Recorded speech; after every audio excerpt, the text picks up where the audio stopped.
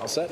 Yeah. All right, so we'll go ahead and call the Select Board meeting to order for Tuesday, March 18th, 2025. All members are participating in the meeting are present in the meeting room. The public has the option of attending in person here at Town Hall or via Zoom using the link posted in this meeting's agenda. This meeting is being recorded. We'll begin with the Pledge of Allegiance, please. Pledge allegiance to the flag of the United States of America and to the republic for which it stands, one nation, under God, indivisible, with liberty and justice for all. So 2 weeks ago in this room, it was about 10 degrees. Now it feels like it's about 100. It's going down. It's still on. You know, we do a lot of different things to serve on the Select Board, and sometimes it gets in the way of our lives. It's my understanding that Mrs. Ritterbusch is having a birthday today or yesterday. Yesterday, yeah. Okay, congratulations, happy birthday. Happy birthday. So it didn't completely ruin your birthday dinner. Good. Okay, with that, item number 2 on the agenda is the public forum. Anyone here for the public forum? Sir, your name and address, please.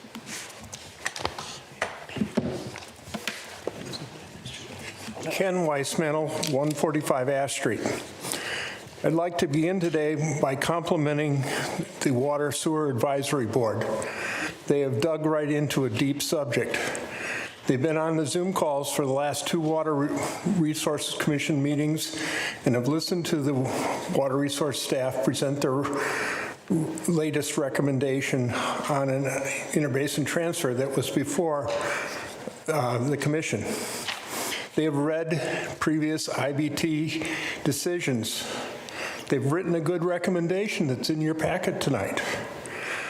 I might be over pessimistic on the chances of getting the full amount from the MWRA connection, and maybe your consultants will make Hopkinton a special case and break precedent with previous recent Water Resource Commission decisions.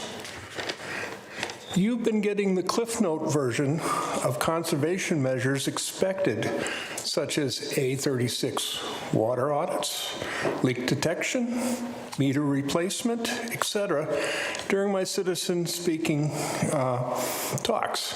So almost none of their recommendations should be a surprise to the Water and Sewer Commissioners. I agree with your advisory board that the clock is ticking and moving towards getting cleaner and more water should be pursued with vigor.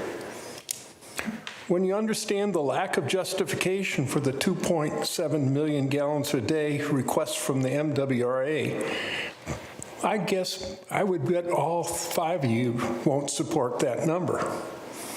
It didn't pass the first question of why when the MWRA staff first heard about the request from Hopkinton. I'll give you a couple minutes on this on a future meeting. Last week, I suggested that an article on additional engineering for the MWRA connection be broadened to cover the event that the MWRC staff says that existing wells are viable with treatment. This engineering is not in the 4 corners of the proposed article. I was told since that your last meeting that this is DPW Director Carrie Reed's article, and it's up to her to change it. I don't want to lose time if the Water Resources Commission staff believes that all or some of our wells are viable in-basin sources.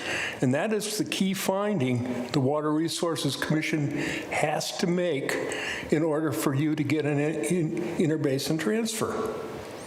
Oh, and by the way, the new yellow salt storage bins over at Fruit Street need much better hinges. I've been over there twice and the tops have blown away. One time I put it on myself. The tops are pretty heavy, kind of hard to get when they're there, but maybe some type of hinge other than the plastic one will help there. Thank you very much. Thank you. Thank you, Ken. Anybody else? Please. Name and address, please. Nicole Simpson, 16 Ledgestone Drive. I'm a member of the Sustainable Green Committee, and I submitted an item to the consent agenda, and it's also in your pre-read packet for approval of temporary yard sign placement on town property. But I wanted to take a moment to tell you about the event. And if it's okay, IT has a couple slides associated with this, so if you can pull those up. The Sustainable Green Committee is planning an EV Expo on Sunday, April 27th from 1 to 4 at the high school parking lot. Local EV owners can sign up to bring vehicles to the event so that people curious about electric vehicles, plug-in hybrid vehicles, and e-bikes can see a variety of models in one place and ask questions directly to owners. We currently have 15 types of vehicles signed up and hope to continue to sign up more. We will also have a few sustainability-related vendors there. The event is partnered with Sustainable Westboro, Ashland Sustainability Committee, and the Upper Charles Climate Action Group. And if you can go to the next slide, the reason this matters is that transportation contributes 1/3 of the carbon emissions in Hopkinton. EVs have no tailpipe emissions and overall much smaller carbon footprint. By helping to answer questions and sharing all of the additional benefits of driving electric, we can help more people to make the more sustainable and healthier choice. And the local data is optimistic. Every year, EVs make up a growing share of the vehicles in Hopkinton. I welcome your participation, either as a visitor to learn more or to bring a vehicle yourself, especially as Hopkinton considers the zero-emission vehicle policy for municipal vehicles. Thank you. Thank you. Thank you.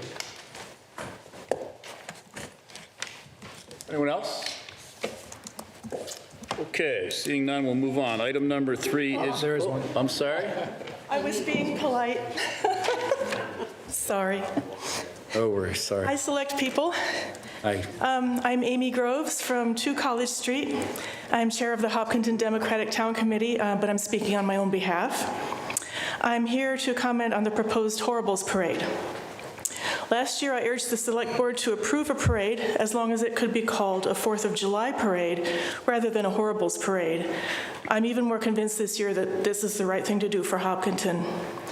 At a 4th of July parade, people can wear funny costumes, bring their boats and floats and goats and whatever they have, express themselves as they see fit, following the First Amendment.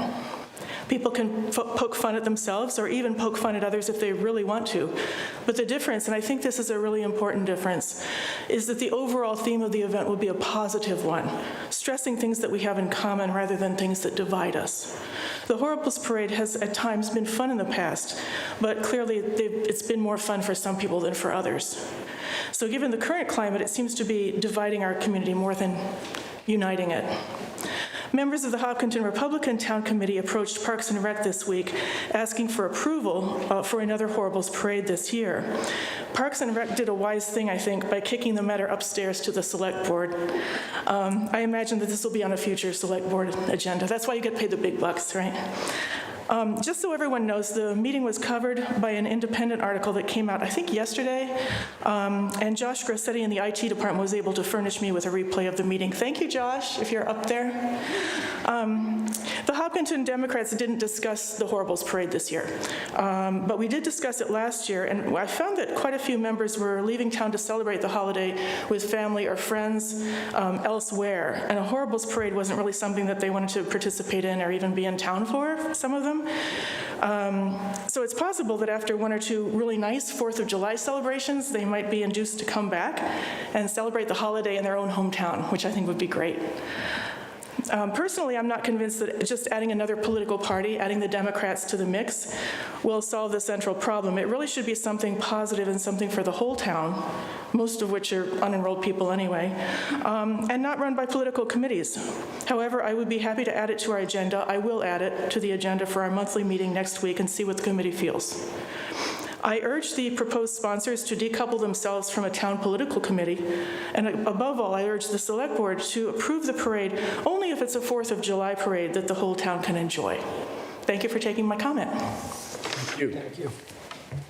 Anybody else? Yeah, me. Okay, now they're coming fast. They're all moving on. Please. Beth Malloy, 190 Lumber Street. Basically, to back up what Amy said, I was at the parade last year, and I was here last year asking you not to give them the permit for it. I find it strange that it's run by a political party, yet its insurance is through the Hopkinton Parks and Recs. That didn't make any sense to me. How that happened, I don't know. But unlike Amy, I think it was kind of lame of them to kick it up to you. They said no, and I hope you say no as well, because there were friends of mine that were picked apart on those floats last year, and I didn't appreciate it at all. So I think we really do need to go to a 4th of July type of thing, and it shouldn't be run by any political party. It should be a committee set up to do just that parade. That's it. Great, thank you.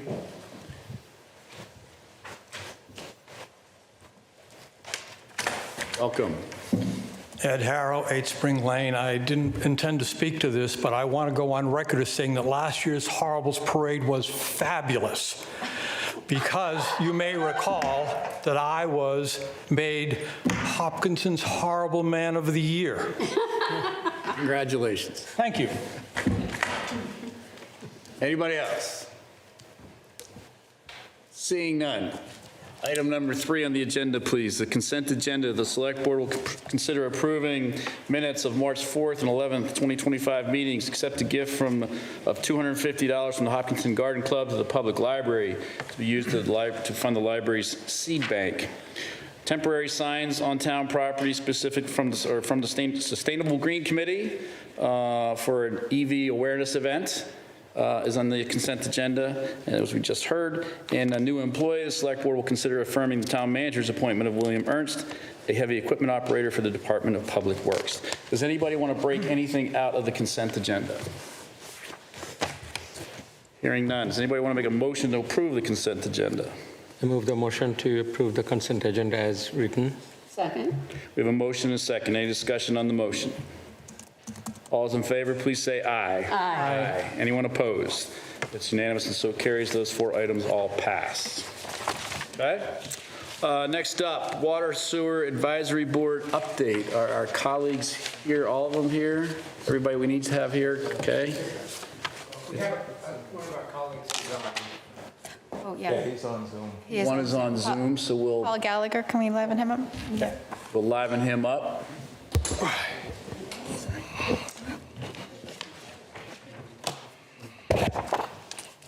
I think I heard somebody out there. Paul, can you hear us? He's not, here. Sorry? He's still in the attendees, not the panelist yet. Ben has to move. There he comes. We want to give it a couple minutes? Why don't we do that, since we are a little early? Yes, I could hear you, and I hope you can hear me. Now we can hear you. Okay, welcome, Paul. Thank you. Okay, so with that, why don't we, if you guys could introduce yourselves, we'll do this a few times so that the town sees who the players are. It takes about 7 times for people to cop onto these things, myself included. And then we'll get into what you want to talk about. All right. I'm Rob Scott, and I live at 28 Fruit Street. Don Sutherland, 205 Winter Street. And both of us are on the Water Sewer Advisory Board. Okay, and Paul? Paul Gallagher, 38 Glen Road, currently out of town, and joining by Zoom. Great. Okay, please. All right. So, Lance, did you guys get the slides? Yes. Yeah. Ben, can you bring those up? All right, so we've got a little bit of a slideshow here for you guys. I'm just going to read the titles for the most part, because you don't need to get into the minutia underneath it. I figure you guys would rather take some of the time for questions and back and forth if you'd rather. Obviously, the charge of the Water Sewer Board is to help you guys make decisions based on what's best for the water and sewer portions of town and what needs to be done for our infrastructure. The big thing right now is the MWRA connection that we've all been talking about, and how we need to talk about it, expeditiously at this point, because it needs to be addressed. We've had several meetings on it. As everybody knows, Hopkinton needs a permanent solution for its drinking water quality and quantity, not just the quality, it's the quantity as well.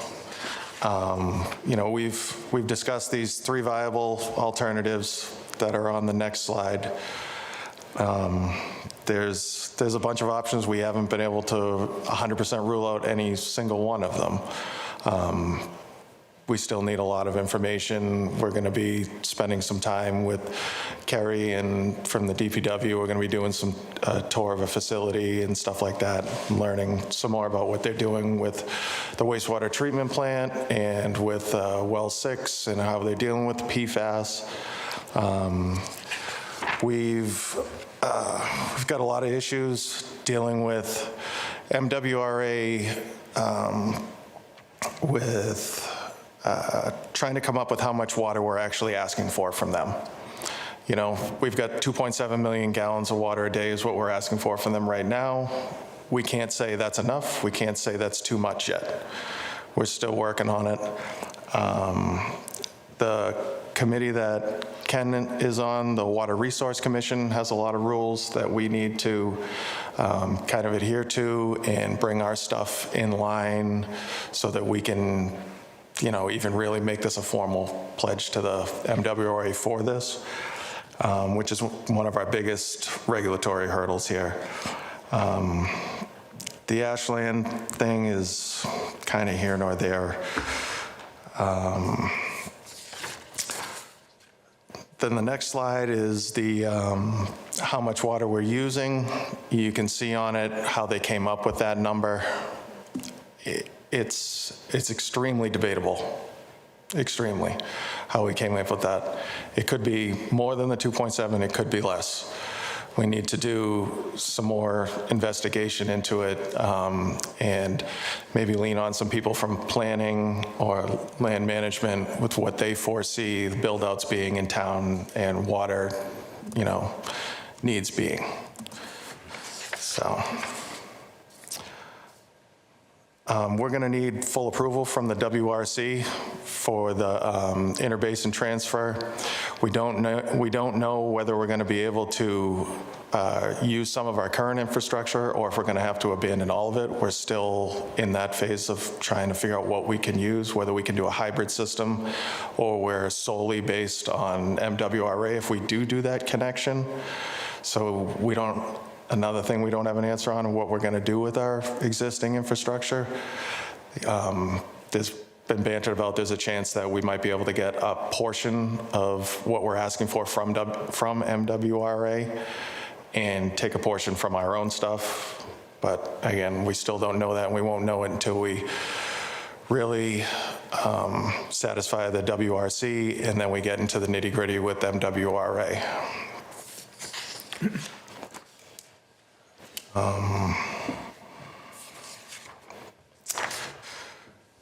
Development of all viable in-basin sources is what Ken was talking about earlier, what we've got in town here now. What can we expand on? What can we get out of what we've already got? We know that we're taxing what we have now very badly. We're very, very taxing on our existing wells now. So there's a lot of elements to expanding what we're doing now, you know, with needing more treatment plants, needing more treatment systems, needing more people that know how to operate those situations. You know, we have a staff now in the water department that is, you know, they're busy every day keeping up with what they're already doing.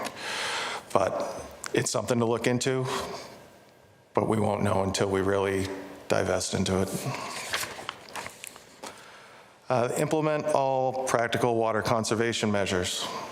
I believe Mr. Weissmantle's been talking to you guys about this for a while now. Pretty much all of these are on the WRC thing that we have to comply with all of them if we want to get their blessing to be able to get the MWRA interbasin connection moving. A lot of them are pretty simple. A lot of them make a lot of common sense. And a couple of them are a little bit more difficult, like getting our unaccounted for water down to 10% from the around 16% or so that we're at now. We're not alone in that. You know, pretty much every single town in Massachusetts that has municipal water is in the same position we are. It's really common. The IMA with Southborough should be completed reflecting design uncertainty and Hopkinton wants and needs. Don, maybe you can help me out with this here, but I think our biggest thing with the IMA was we want to make sure that what we need in Hopkinton is covered, no more and no less. We don't want to be doing extra things for other towns that we don't need to do, but we want to make sure we cover our bases. Yes, well, the IMA it's still a work in progress, but the design is part of that effort of clarifying what we would be arranging with Southborough. Specifically, I think there's parts of it that needs a little bit more legal review in terms of what obligation of payments, but there's also issues of location of pump location in the design. So that's part and tied to the IMA is our design. But Rob, you're doing really well. I would say in terms of the IMA issue, we want to expedite that as fast as possible. As it stands now, there's a need to reach the 100% review process and keep that fluid. And that's still being searched out by our committee. You know, we're new. We've had like 2 meetings, so we've drilled in a lot on a lot of documents. We haven't had a lot of interviews. We haven't had any council interviews to hear some of the nitty-gritty on that. But the overall gist of what Rob's been talking about is basically that the town is in need of this connection in our judgment, and in an expedited fashion. One of the elements that's being brought up a lot currently is drought. That's another stress factor that can expedite anybody's need. But drought is another environmental factor that would expedite any additional needs that if we have capacity that's compromised. But what are we on our 3rd meeting? 3rd or 4th meeting. So we've drilled into as many documents as we have, and Lance has kept us current. So as best we can, this is our summation. There's a lot to this. There's a lot of stuff, as Ken can attest to, that I don't think when we all signed up for this we even knew existed, which is great because it's keeping us busy, you know. But well, and Ken has been very helpful in terms of, what will work with the WRC in terms of making our application fluid, and we're lucky to have Ken on that committee giving us tips. You know, the fact that we could do our draft with them and they could work our details out so that it isn't a do or die presentation. We've gotten tips like that we're learning, the bureaucratic side of the issue. So we're still a work in progress, but that's our summation would be what you're going to get to. That's where we're at now. So the last slide is just our summary. Sort of review the assumptions behind the 2.7 million gallons a day that we're talking about now. Engage with the Water Resource Commission staff, which includes Ken, by sharing the sections of the interbasin transfer application as soon as possible, and then complete the negotiation and execution of the proposed IMA with Southborough. So that's the course of action, and that's where we're at. Okay. So I've been trying to figure out when I should recuse myself. I think now's the moment. Yeah, we really need you, Brian. You haven't gone really down the path of MWRA conversation a lot, but I think that intermunicipal agreement with Southborough includes connecting to the MWRA system, right? Mm-hmm. And my company has a contract with the MWRA for something wholly different, so I need to recuse myself, but I really appreciate the information, and I'll let my colleagues take it from here for the next... I don't know, 10 minutes or so. Okay? If I start banging on the door over there, you know what I'm doing. Thank you. Okay, questions, comments? Joe? Yeah, so thank you guys. I know as like a new board, it's a lot to take on. You guys have been meeting a lot to kind of get up to speed with this and make this presentation, so it's greatly appreciated. I have a lot of questions kind of like going backwards. It's been a couple months since I've been involved in any of this. You know, when we talk about, and I know Mr. Wisemantle's talked about this a lot, like getting up to, you know, par to even be accepted or apply. When we went through the costs on that first slide, were those costs built into any of those options for what we need to do to get to this, like the acceptable level, those additional costs? No, on that slide, that's just the cost to do those projects themselves. That's not to get us in compliance to ask for, you know, the permission to go into the MWRA. Did we get an estimate on that, what that would cost? No, because a lot of it is handled daily by the water department.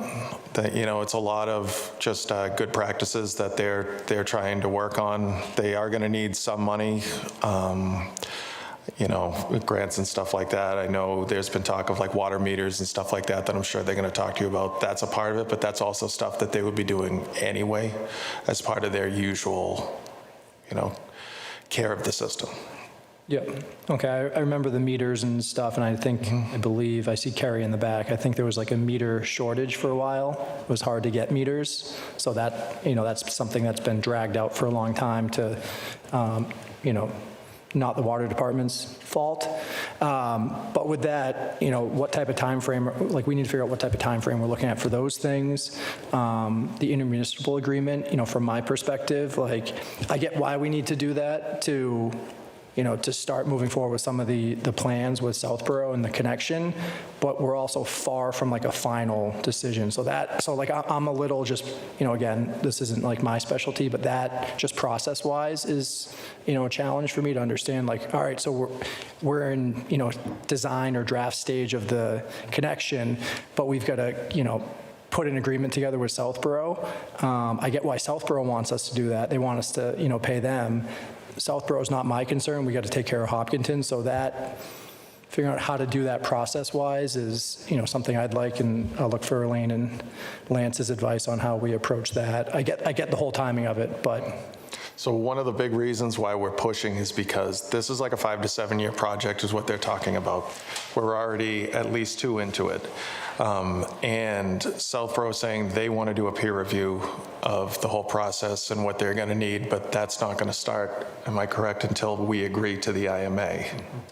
Yeah, I believe, and Carrie may know better than myself, there's a 30% design review built into the IMA. They want to be able to review the plan before it can essentially, design can proceed any further. So at this, we're kind of at a standstill at this point between Southborough needing to review the 30% design and us needing to go forward. So that's kind of partly why the IMA may need to be worked out. Is that 30% an industry standard? Like, generally speaking, I mean, you know, sometimes 25, 50. So I mean, it can vary in industry, but generally, I mean, it's an early phase stage of the plan. Okay. So we're a little bit concerned that after we accept the IMA, that it could get stalled again at that point in Southborough's hands, and we're just trying to keep everything moving. It's not like we're trying to rush because I feel the same way you do, but it's just there's so many aspects to it that if we delay on one, it'll just push the other ones even further. That's our only concern. Yeah, totally. I wasn't implying that, by the way. I just, you know, clarification, so I appreciate that, Rob. All right. I'm good for now. Okay. So one thing I wanted to bring up, and I think it's in your slides, when we have installed a temporary PFAS solution on well 6, but it looks like it's going to run out in July of 2027. So that's 27, yes. 27. It's only 2 years away, and this is not going to be done until well after that. So yeah, so we're going to have to do some temporary stopgap measures, I guess, to get us through. It's our understanding that that could be extended. We're not the only ones in that category. And I think PFAS is still a moving target for a lot of communities, but that's part of the reason we're pushing for this expedition personality, is that the PFAS dialogue has put a lot of other communities on the same need. A lot of towns are with contaminated groundwater, so we're not the only ones in this scenario. There's a lineup. And that extension is, it's not written in stone, but I think politically it's viable. As long as we're showing like positive progress, like we're moving towards a permanent solution. But will our solution stop working, is what I mean.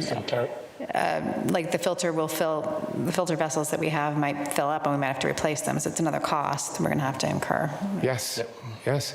Okay, and then the assumptions behind the 2.7 million gallons per day. On your slide, it said 100% of the residents could then be connected. That was in part of the assumption, but my understanding was that we were not going to plan to connect 100% of residents, just the residents that are along the route from our facilities to Southborough. So that number is derived from if we were to connect 100%. It's not saying that we're going to. That's why we're saying we don't know if that number is accurate. It could be a lot less. It could be a little bit more. We don't know.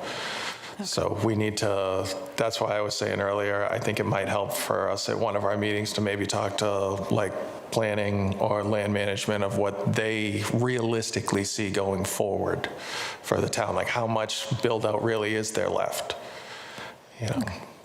And then the monthly metering, I think that's a really great idea. I think we've just not been able to do it before, but I know a lot of residents, since we only get the bills every 6 months, you might have a leaky toilet for 5 months and not know it till you get the bill and you realize that you're using too much water. So it would really be a benefit for everybody for water conservation to see exactly when something's going wrong with your bill. So there is some cool new meter technology out there that I don't know if we're working on it in this town or not. I know other towns have worked on it that will actually send an alert to people if they're finding between houses there's a larger than usual usage. Then you'll get some sort of a notification. And the meter technology's come a little bit further in the last couple of years, and I know that another neighboring town was already using that. Okay. And then about the IMA in Southborough, I think we do have to be cognizant. I heard what Joe said about we have to look out for us, but Southborough does not have to let us connect to the MWRA. And if we're not going to connect through Southborough, we have to find another way. So I really think we do need to move forward with that. And just like our constituents come and yell at us about a variety of issues, Southborough constituents come to them and yell at them about why are we tearing up our town to build water for Hopkinton. We have to negotiate this. That will work out for both towns. And they didn't even have a town meeting. They weren't sure they would do it till they had a town meeting vote to agree that they would help out their neighbors, that they felt an obligation. And I think we have a little obligation here too. I think it's not just one-sided. No, their website reflects that. Yeah. They've been pretty transparent to their residents with their website, and they have a whole question and answer type answer, so they're very active on this. It's not a back burner. Yeah. And then, let's see, something else on that line. Just if we were to break something for them, if we start using too much water pressure and then they get low water pressure, we definitely have to fix that because they're doing us a favor by letting us connect. So anyway, I think that's all I had for comments.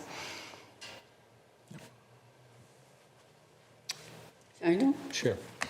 First of all, thank you to the committee, to all of you for the wonderful work. It's a great start. I know it just started, but looking at the work, it looks like you had jumped right in and did extensive analysis and research. That's exactly the purpose. So thank you for doing that. Thank you for volunteering. We very much need it.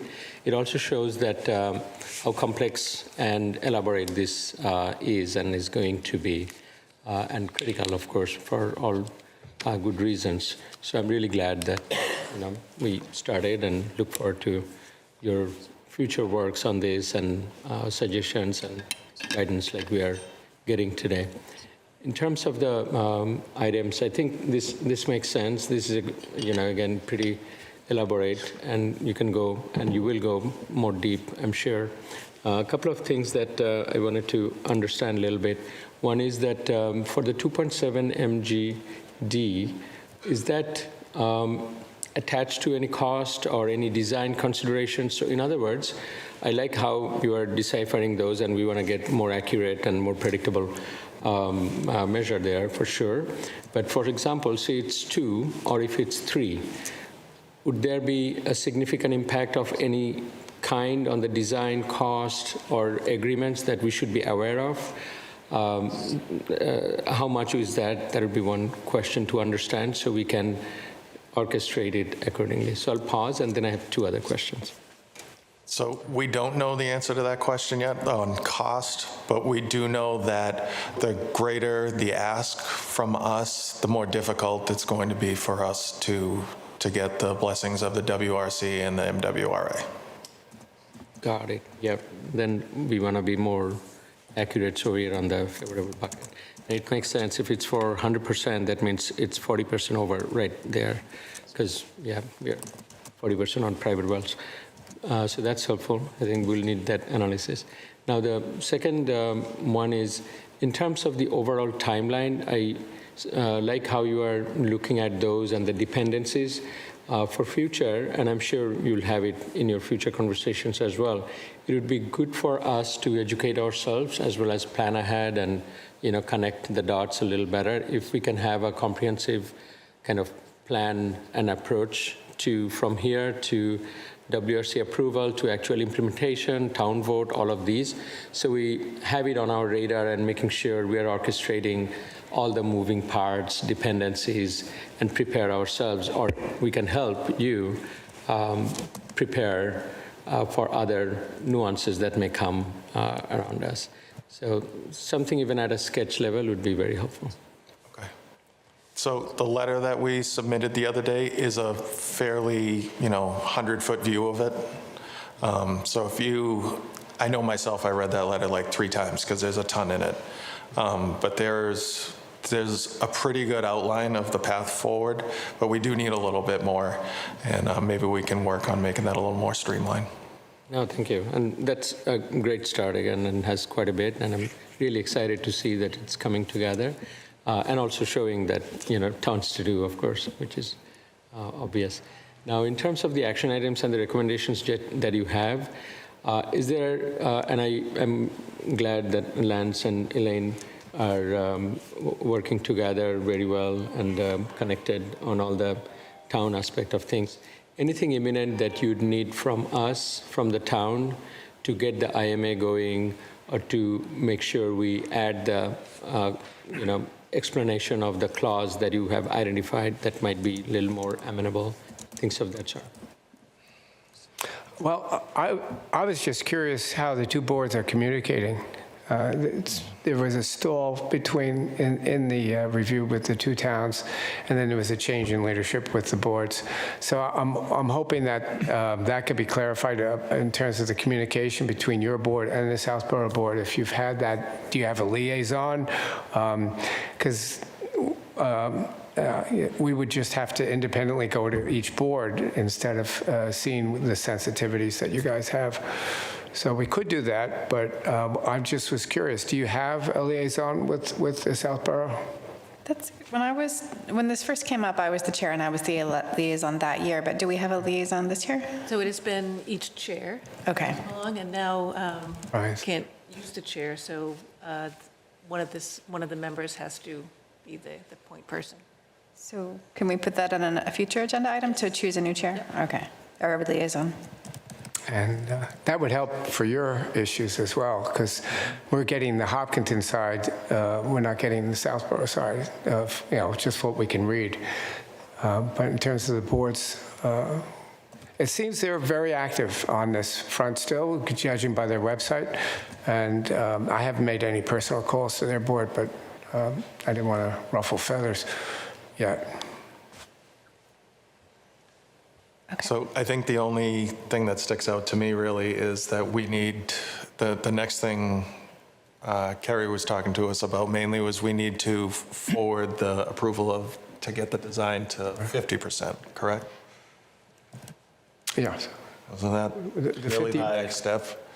So we have funding currently to get the design to, I believe, up to 50% at this time.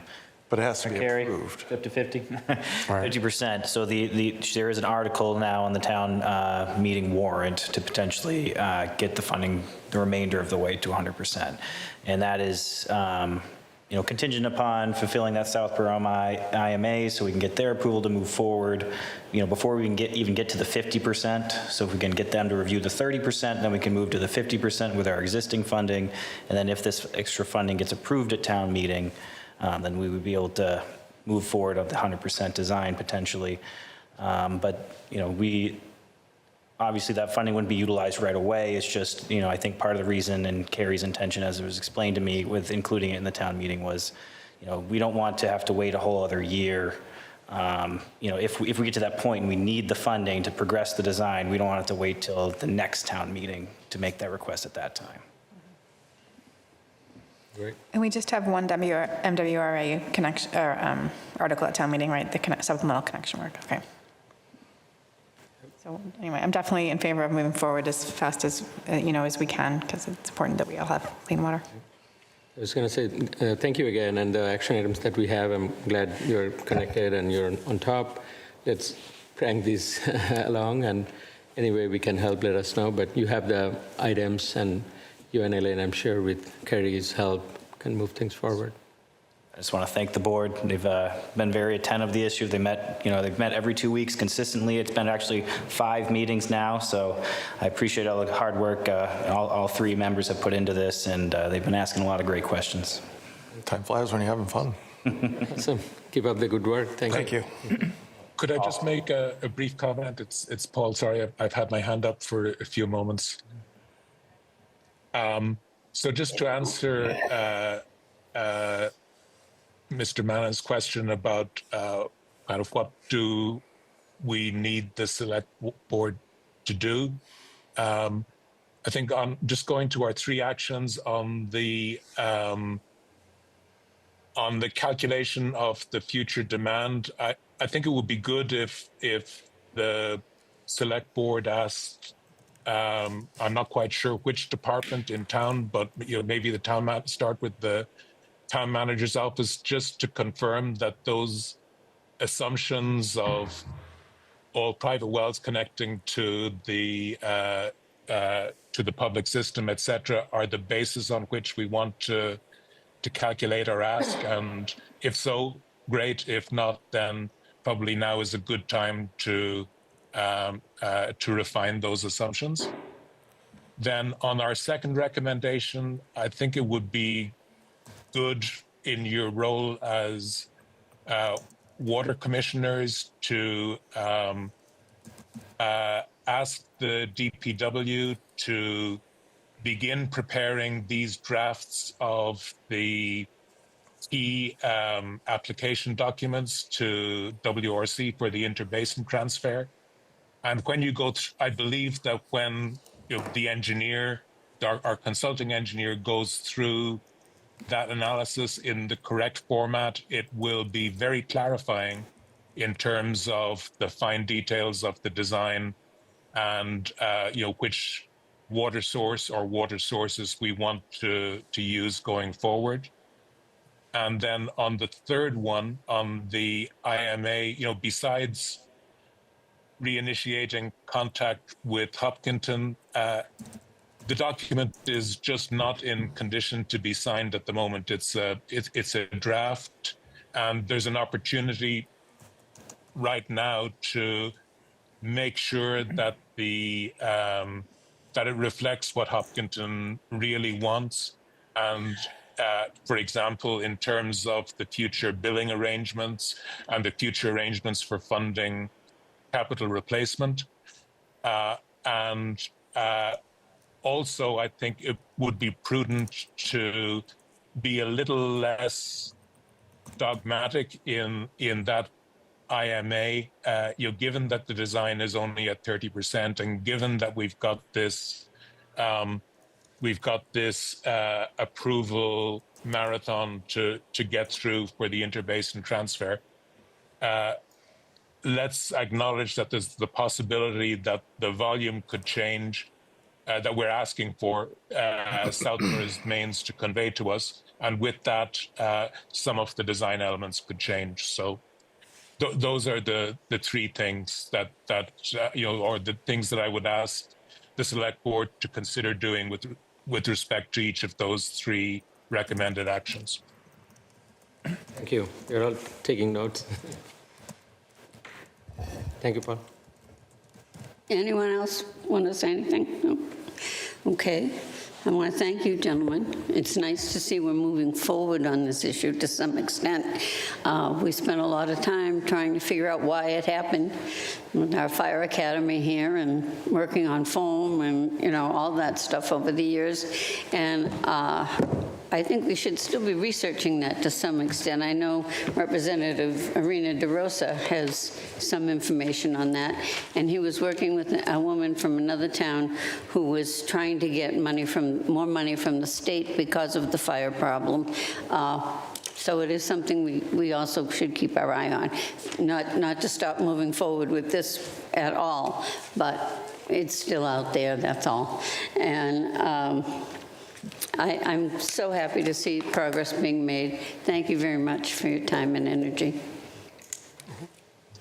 Okay. Thank you. Oh, good. Thank you. Great. It's all yours. Handling that. Next up on the agenda, item number 5 is a public forum for proposed general bylaw amendments. Elaine, do you want to introduce this one, please? So each year, the Select Board offers time for proponents of general bylaw amendments to come and explain what they're all about and answer a few questions. So first, this evening, we have an article submitted by the Finance Department. And we have CJ Paquette here to talk about a request for a revolving fund. Hi, CJ. Hello, everybody. All right, so the Finance is requesting a revolving fund. So it would be an amendment to our bylaw, Chapter 13, for a revolving account for our department. We haven't had one before, obviously, so this is something new. The reason for it, I'll go into a little bit, but first I'll start with funding. So right now, what we'd fund the revolving account through would be our collection of municipal lien certificate fees, which our office processes, and our demand fees. So once bills are over a certain point past due, a demand fee is added. Right now, both of those fees are just dumped into the general fund and then become free cash. But we're hoping to kind of pull that apart to use towards a new budget software. It's an option that we're kind of investigating to hopefully defer increasing our operational budget by using a revolving fund instead of asking for an increase to our operational budget. It'd also be used for any unexpected costs related to billing, collection, and office supplies that we couldn't charge to our operational budget for any reason. I did break down a little bit of our sources of funding. So our average collection for municipal lien certificates is about $20,000 a year. And then currently the demand fee is $10,000 a year.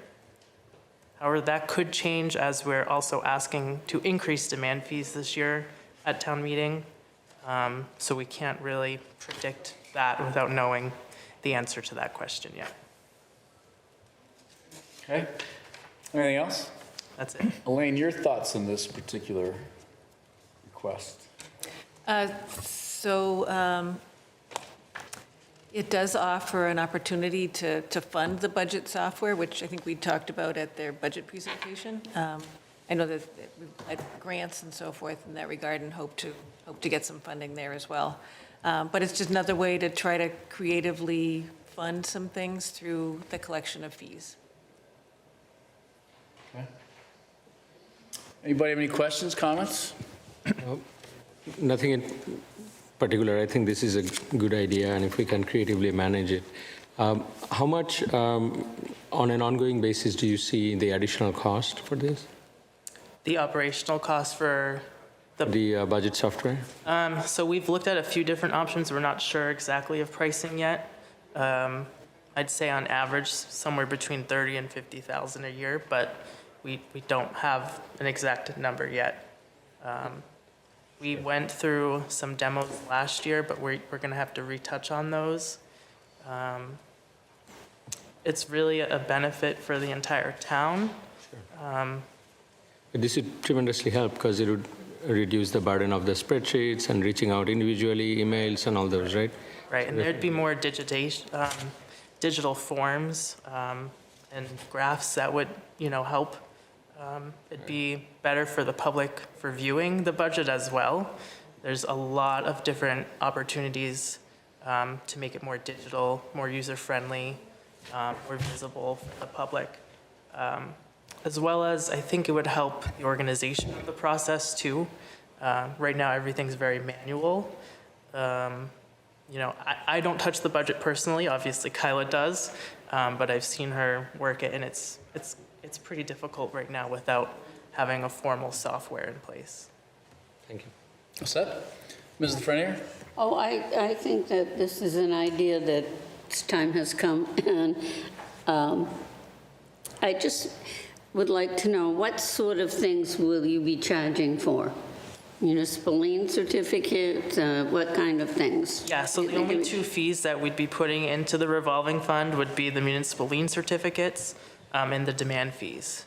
So that's the only two things that would be pulled into the revolving fund. And there is a cap on this of 100,000, right? Yep.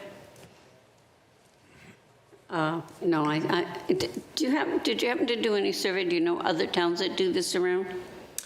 I know that there are some finance offices that have a revolving fund, but I couldn't say specifically a percentage. Okay, thank you very much. Okay. What's up? Joe? I'm good. Thanks for walking through it, CJ. Yeah, thanks. I think my question's pretty much been answered. I do support this idea, and I think it's really important to have good quality budgeting software that's easy for the staff to use, easy to explain things to the public and visualizations. So if this is a path to do that, that sounds like a good plan. Seems logical to me.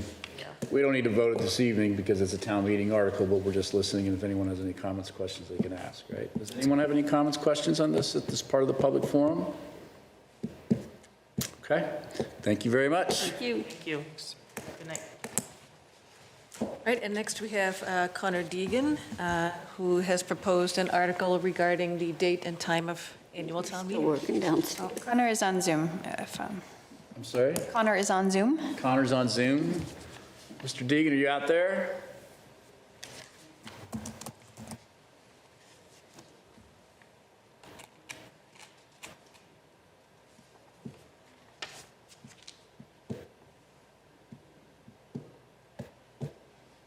Can you hear us? Here he comes.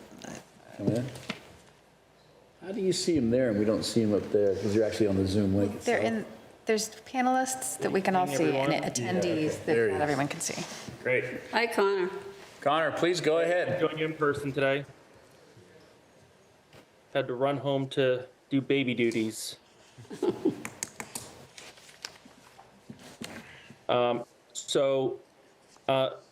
This proposal is to look at some of the barriers that we face and complaints that we at Town Hall have heard regarding town meeting and the timing of town meeting, and finding ways that we can make the whole process more efficient and more open to everyone in the community.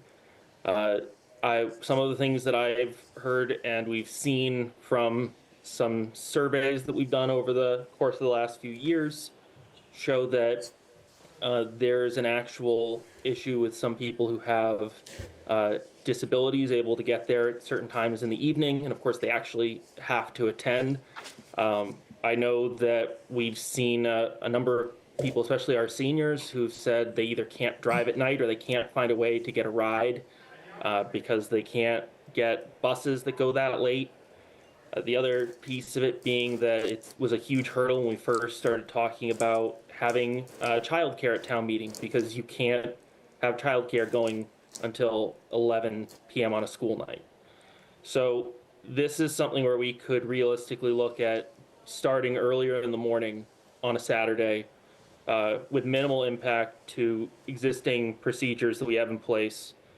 And in doing so, potentially also keeping a rhythm going so that we're not breaking up after a 4-hour period. We could go for a few more hours and kind of keep our cadence going with the hope of then also increasing the speed of the meeting. Obviously, some of this is hopeful, but I think that when we've heard enough of this discussion from our constituents, it's important to at least have the conversation.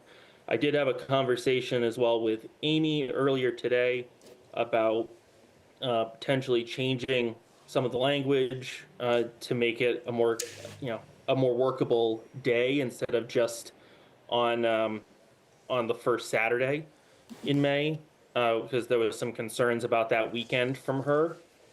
So what I said is I'm totally open to changing it. The goal is to have minimal impact and have it still set. So part of it is in setting it so that you know when it's going to appear each year. That helps when setting the budget process. Obviously, if we don't know when town meeting is going to be, then we also don't know when a lot of the budget deadlines are going to be. And so to keep that from having a negative impact on the town manager's office and the CFO's office, that's why I kind of wrote it in to be so close. But if we want to find some method of changing that, or whatever would work better, I mean, the goal that I have is just to have a version that we can at least feel comfortable that if it does pass because people want that at town meeting, then we can live with it. Okay. Anything else? Mrs. Ritterbush. Not for me, thank you. But I'll welcome any questions or comments. I think this is a great moment where we have, the five of you as well as Elaine here who can really talk to, the impacts this will have on the budget process in general. There's risks with putting it earlier. There's risks with putting it later. That's why, I tried to keep it as close as we could. Amy? Yep, so I appreciated speaking with Connor about this, and so I share the goals of making town meeting more accessible to a wider group of people and more diverse group of people. My concern was that it is such a busy time of year, so my suggestion was that we might change it to something like town meeting, instead of, right now it's specifically 7 p.m. on the first Monday in May, and this was another specific date, that maybe we should say town meeting shall begin no later than the 7th of May each year, with the exact date and time to be set by the select board when we do the budget calendar in the fall. And the reason being that this would allow us to try out a Saturday town meeting if this goes through next year, and maybe even for a couple of years, see how it goes. And if it works out, we could continue. And if it doesn't, we have the flexibility of switching back to a Monday evening or something else, or even a different time. Whereas if we specifically say, exact time of day it's going to start, I just like the idea of being a little bit more flexible and seeing which really will bring more people. Okay. Joe? No questions. Thanks, Connor. Very interested to see how, people discuss this one at town meeting. I feel like absolutely. it's going to be an interesting one. Thank you. Certainly will. Mary Jo? I think it's a great idea to try, and we can always put it on town meeting next year if it's not working out, and change it for the following year back to Monday. And I think we really have to do it and give it a chance. Mr. Manon? Along the same lines, I think it's a good idea to try and see how it goes. One thing would be that, and sounds like you're very prepared to have some of the details thought out, so we can kind of give a broader picture and kind of the landscape of the land to the town people. But I would love to try it and see how it goes. Thank you, Shadul. And it's important. That's why it's great to have conversations like this, where we can talk about it. And we can figure out how we can make this stuff better and ready for prime time in front of the town meeting. Set? Yep. I like what Amy's suggesting about the language. I don't think we want to paint ourselves into a corner and have to be passing articles year after year to set town meeting for the following year. So I'd like to see a little bit more flexibility around how we would do this year. But we can talk about that on the floor, and I'm sure there would be a couple of amendments thrown around. But in general, what's the harm in trying? We did a Saturday town meeting during COVID. A couple of them, yeah. At the stadium, 10 feet apart from everybody, just bizarro world. We got through it, and we had enough people there, I think. I can tell you this, Connor, that child of yours someday is going to play soccer, baseball, go to robotics class on Saturday morning, and a lot of other things, as all parents know. Dance recital, piano Your recital. weekends are yeah. not yours in about 3 more years, so just forget that idea. Yeah. So Unfortunately, I know that it's just a case of, I can't, when I'm working with trying to support my constituents, just think of myself.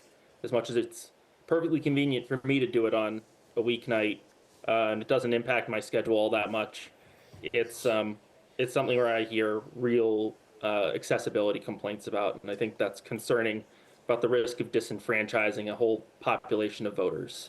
I think you'll get a lot of feedback from a lot of parents, though, about Saturdays, too, opposite of what you're saying now, because, we're working on a constituent base that doesn't want to be out at night.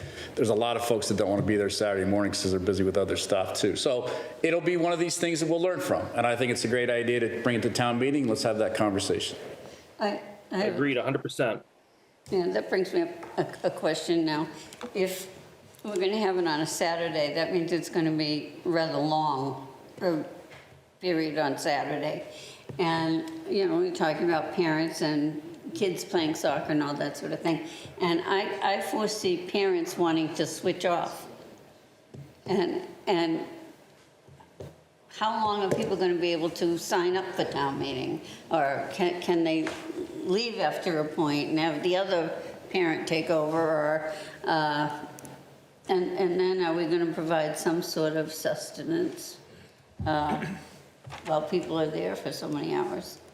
Maybe we cross that. So just like now, if 2 parents decide that, it's dinner time for their family, and a lot of them end up having to choose between only one person can go to town meeting. That's where the other benefit comes in of being able to offer childcare for at least some parents. Obviously, there's going to be some who have activities. That's just the reality of the world. That's, and I was talking with Amy about this. Some people, when you're faced with, is your priority going to town meeting or is it going to support your kids? Then you might just say, no, my kids are more important than that for me. And that's a decision that each person makes. But there are people with actual disabilities who can't make that decision. Yeah. Okay. We will cross the bridge when we get to it. I think it'll be an interesting conversation at town meeting. Is there anyone from the public here that would like to speak to this particular article? Yeah. Mr. Harrow, you want to speak to it or are you leaving? I think he's next on the agenda, isn't he? You have 2 minutes, sir. I have a great book on town meeting, historical, looking back into the 20s. And food was a feature at town meeting. And people would bring stuff. I realized we didn't have the concerns we have today about the Board of Health being nervous about things being cooked and places that might not be sanitary. But how many people would show up for the idea of free food? Thank you for your input. Thank you, Ed. I'm And sure to you'll that be at same the point, microphone. How many people would show up too with just the ability of having maybe some food trucks? Being able to say we're going to have options for lunch that you can leave. I know what Westboro does Saturday, start early in the morning meeting, and they don't break for lunch, but they have, optional. You can go and step out and they have food in another room, I think it is, and you can go to like the cafeteria and you can get something to eat, and then when you're done eating, you can pop back over to the meeting. Okay, great. Everybody good? Ms. Lazarus, another one? Next is citizen petition for engine compression brakes. Oh. A citizen, Or to not use them. I believe the citizen petition is Mr. Harrow. Yes, it is. So this grew out of an event in Woodville back in January, which I'm sure you all know about, the scrap metal truck that rolled over nearly in front of the Woodville post office, disgorging its contents on the side of the road. And if you go to HCAM, you can watch the video of it being righted because I happened to be there to film that. And an outgrowth of that was I heard a lot of complaints from people in Woodville about truck noise, speed, and specifically Jake brakes. And Jake brake is a compression brake, and the engine makes more noise. I can talk about it ad nauseum if you want. In the fall, it just so happened, so last fall, before this, I was out to Sutton, and I happened to see a sign in Sutton that said, "No Jake brakes." So I thought to myself, well, if Sutton can have a no Jake brake law, why can't Hopkinton? So I know that Massachusetts, no, but 13 states have rules and regulations about Jake brakes. That doesn't mean they prohibit their use. They have rules and regulations about it. Massachusetts has 10 towns that have a no Jake brake rule. On the morning of the 6th of March, I was taking a walk out to the Whitehall Conservation Area to get the camera. We have a camera out there, Open Space has a camera out there. I was going out to get the card because it had some cool pictures on it that I wanted to print, and heard a truck using a Jake brake starting someplace near the boat ramp. I mean, you know, you're standing there and you're listening by your ears. I can't say for sure exactly where it was. But we were on the George Adams Trail. It was to our left. I heard it apply the Jake brake multiple times as it went through town. There's no need for a truck to be using a Jake brake in the middle of Woodville. There's no need for a truck to be using a Jake brake out in front of Town Hall, where I've heard them applied. There's no need for a truck driver to be using a Jake brake in the front of Main Street Service. So from that, I thought, hey, let's see what happens. So I copied the bylaw from Sutton with Connor's help. We find it, and so that's what we got. Okay, great. Interesting idea, and I see those signs out and about as I move around Massachusetts for sure. Mr. Manon, any questions, comments? Would it, just for my understanding, would it require any major sign changes along the paths that, or the streets, and some traffic regulation? So you would have to put signs up, and you'd probably need to put them up at the main roads into town. You wouldn't be putting them up on every side street, but at the Westboro town line, at the Southboro town line, Milford town line, stuff like that. Thank you. All set? Yep. Mr. Frenier. Well, this isn't a topic that I'm really well versed in. I want to ask you, would a dump truck have these kind of brakes? It could. Yeah. It could. Okay, and so we have businesses in town that run large trucks and things, and they do go on some side streets, not too many, but because it's really difficult to get from some places to like 495 without going on one street, and et cetera. How would this affect them? How would this affect these businesses? It just means that they have to use the right foot on the brake pedal more. They have to use the right foot on the brake pedal. Most people brake with their right foot. Yeah, a couple of brake systems. And does this is this one of those that makes that screeching noise when they go to stop? It's been likened to a jackhammer. It's been likened to a machine gun. It's a very loud, pulsating noise. It's like a loud. And if you want an explanation how a Jake brake works, I'll do my best to explain it. We can save that for town meeting. Yes. So you don't I think there's want gonna the be a lot of Buster Keaton questions about story this. either, then. Okay? Yeah. Good for now? Yeah. Mr. Clark. Thanks, Ed, for bringing this up. So this would be monitored, and then, any fines would be enforced by the police department? Yes. Is that correct? Have you talked with them about this? I have not talked with the police department about this, no. Okay. I think it would be a good thing to just run it by the chief and get support. Okay, Thank you. I will do that. Amy? Yep, I think it's a good idea to try this. I have seen the signs in other towns. This is not a money article, though, so there's not any funding for installing signs yet. So I guess I would recommend that you talk to the DPW, too. And even if it passes, they might not have signs for another year because it's not budgeted. Okay, I can do that, too. Sorry, go ahead. I'm sorry, one more question. Is this the kind of brake, do you have to hear it? How would you know a vehicle had this? You would hear You it. have to hear it. Yes. You know the sound. You just can't imagine. You've heard this sound before. Everyone's heard this sound. Don't know. Anybody from the public here want to comment on this particular idea? We have the Board of Health nurse rushing to the microphone. Taking off the Board of Health nurse hat and putting on the resident of Hopkinton hat. Got it. I think, based on my experience living here, that the places that Mr. Harrow was referring, all of these spots are places that have a little bit of an incline and a decline, but they also have a very clearly posted speed limit of 25 miles an hour. So if you are truly adhering to that speed, there is no need for a Jake brake.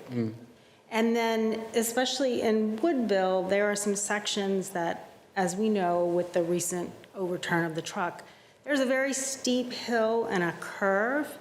And if you're coming down too quickly, people can't get out of their driveway. So in the sense that, yes, there is no way you can miss the sound of a Jake brake once you've heard it. It does sound like a machine gun kind of at 5:30 in the morning. I'm not going to say how I know. But if the speed limit is enforced, then it shouldn't, there should be no need for the Jake brake because you are able to downshift and even with a dump truck and use your regular brake. Now, I can see the need for that in other areas, like, maybe a faster speed zone, but these are all spaces that have a lot, it's thickly settled, and the speed limit and the safety should be maintained within the existing laws. Great, thank you for that public comment. Anybody else have any input they'd like to share? Hang on a second. Anybody online by chance? Nope. Okay, Mr. Harrow, real quick. So the one comment I want to make is that a Jake brake was invented. This is a Buster Keaton story. I'm not going to go into the whole thing right now. Because diesels do not provide deceleration like a gasoline vehicle does because of the nature of the way they work. So when you downshift in a diesel, you do not get much engine braking. Okay, great.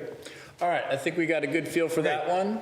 Now, when I went to the Whitehall Conservation Area to take pictures, I have a bunch of pictures. If you'd like to see pictures of what the critters are that we've got in the Whitehall Conservation Area, they're on the way to the library right now, but if you want to take a look.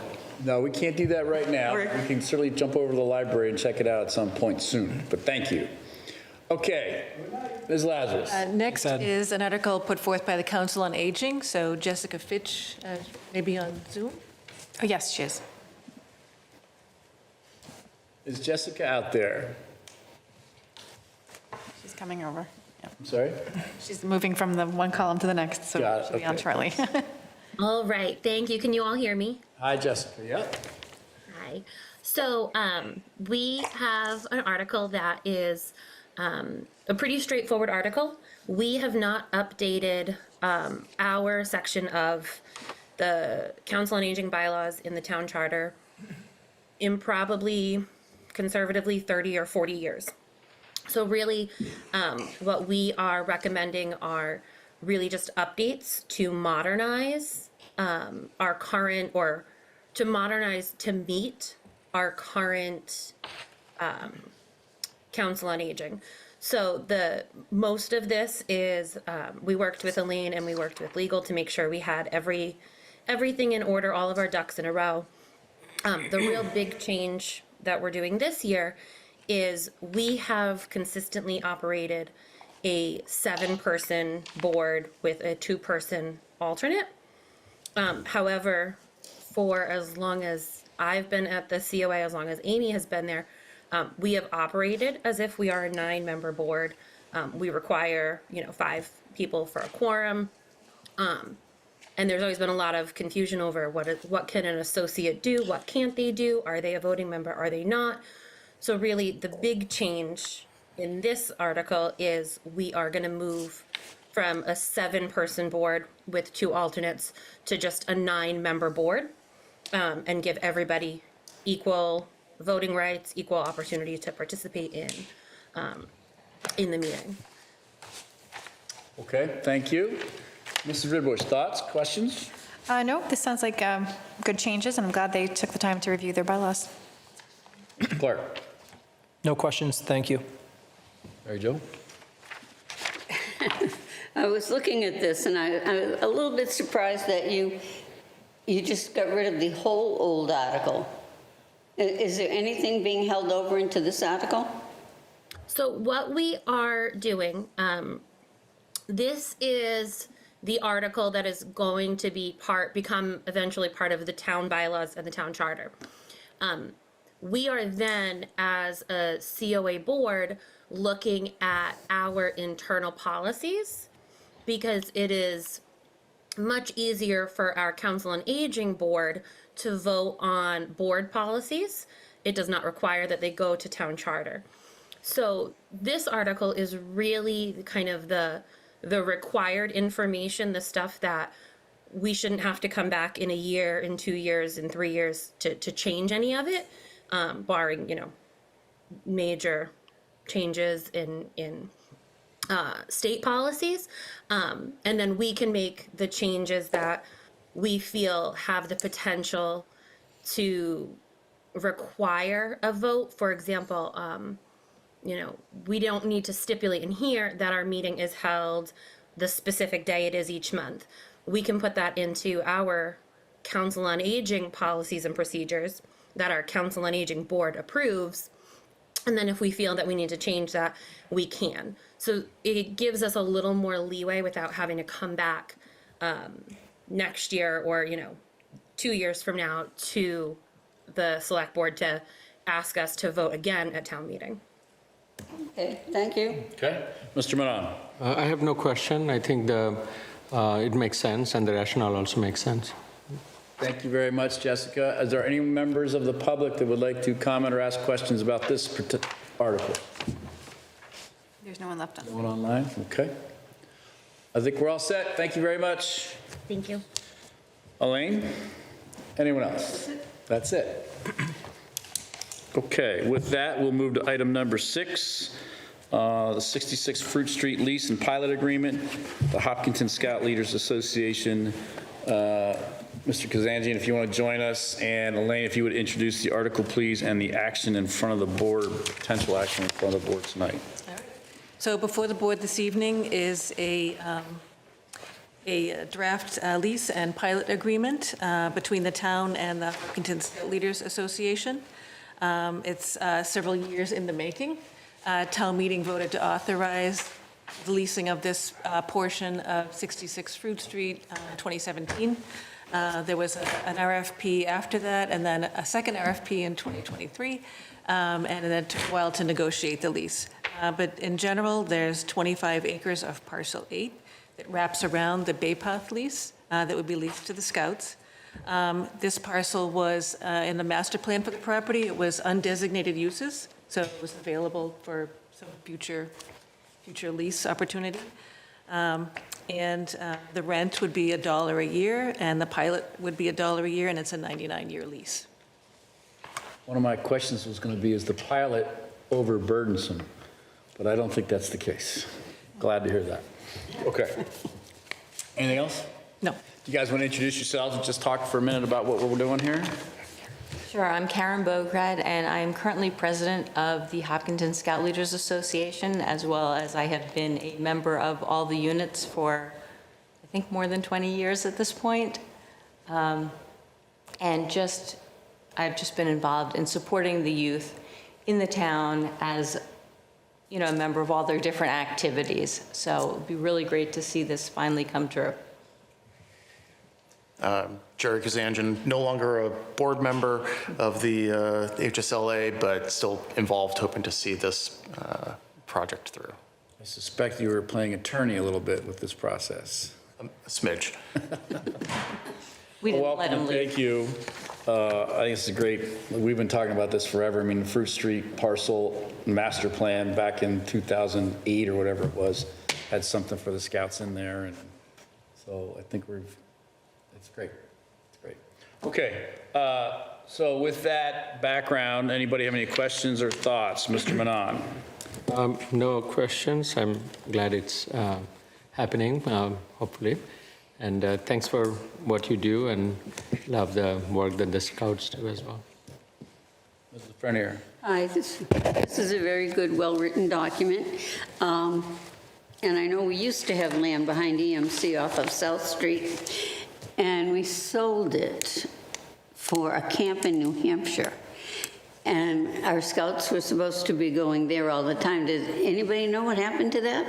Oh, yes, we do. Okay. It was actually in Vermont. Okay. Near Brattleboro. And we were never able to gain favorable tax status in the state of Vermont or in the town of Brattleboro or Gilmanton, I think it was. Or Guilford? Guilford. Because we were not a local troop, and they said, there's nothing you can do for us. As a board, you know, they wouldn't have us do service projects or anything like that.